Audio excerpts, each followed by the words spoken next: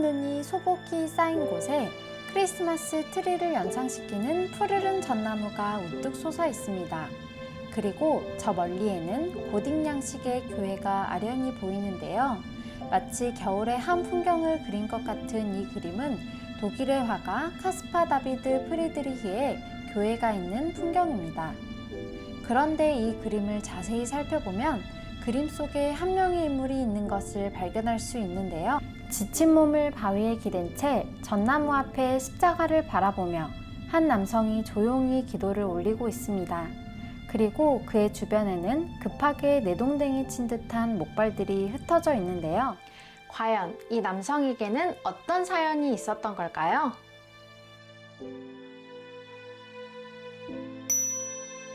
불편한 몸을 이끌고 인적 없는 눈밭을 밤새 헤매이며 희망의 끈을 놓을 그때 동이틀 무렵 멀리 보이는 교회를 발견한 그는 신에게 감사의 기도를 드렸을 겁니다. 작가 프리드리히는 화가는 자기 앞에 있는 것뿐 아니라 자기 내면에서 본 것도 그려야 한다. 내면에서 아무것도 볼 수 없다면 앞에 있는 것도 그리지 말아야 한다는 말을 남겼는데요. 아마 교회가 있는 풍경 역시 사실적인 자연의 풍경이 아닌 작가의 내면을 표현한 그림은 아니었을까요? 19세기 독일의 낭만주의 화가 카스파 다비드 프리드리히는 당시 낭만주의 예술가들이 추구하던 자연관을 가장 완벽히 표현한 작가로 손꼽힙니다. 그가 활동했던 19세기 독일은 다른 주변 국가들과 비교되는 참 우울한 시대였어요.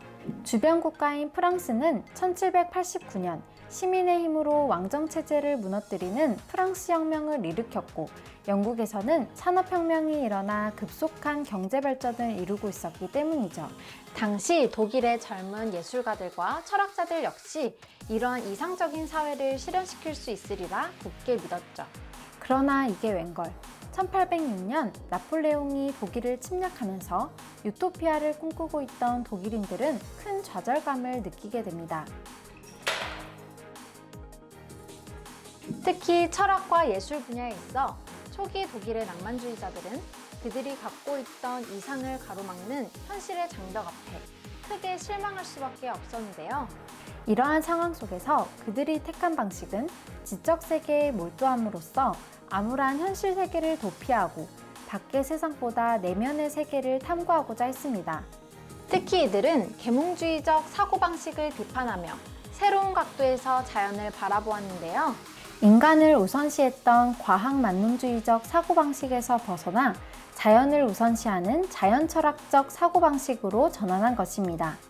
이처럼 낭만주의에서의 자연은 인간이 정복해야 할 대상이 아닌 인간을 감싸주는 주체로서 인식되는 것이죠. 카스파 다비드 프리드리히는 이러한 낭만주의에서의 자연과 인간의 관계를 시각적으로 가장 잘 표현하였죠. 프리드리히의 유년 시절은 그의 아름다운 작품들과는 달리 매우 불행하였는데요. 1774년 그라이프스 발트에서 태어난 프리드리히는 루터교 신자인 아버지에 의해 엄격한 가정환경에서 성장하게 되죠. 이러한 가정환경은 이후 그의 작품 전반에 흐르는 종교적 성향에 큰 영향을 미치게 됩니다.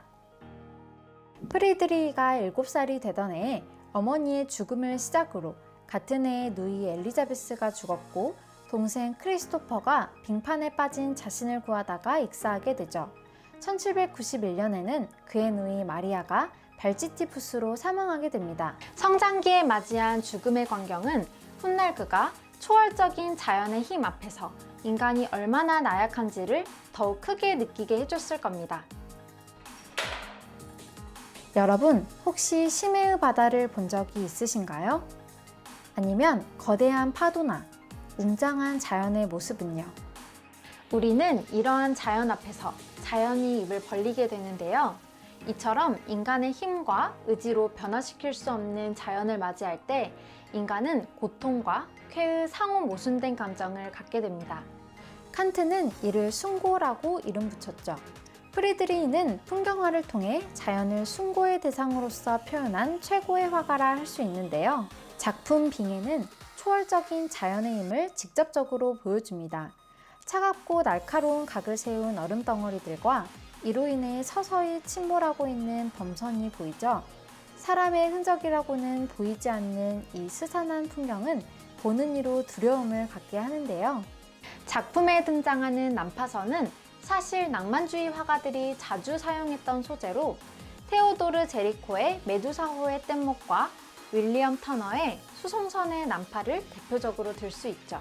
사실 프리드리히의 작품을 보면 하나의 공통점을 발견할 수 있는데요.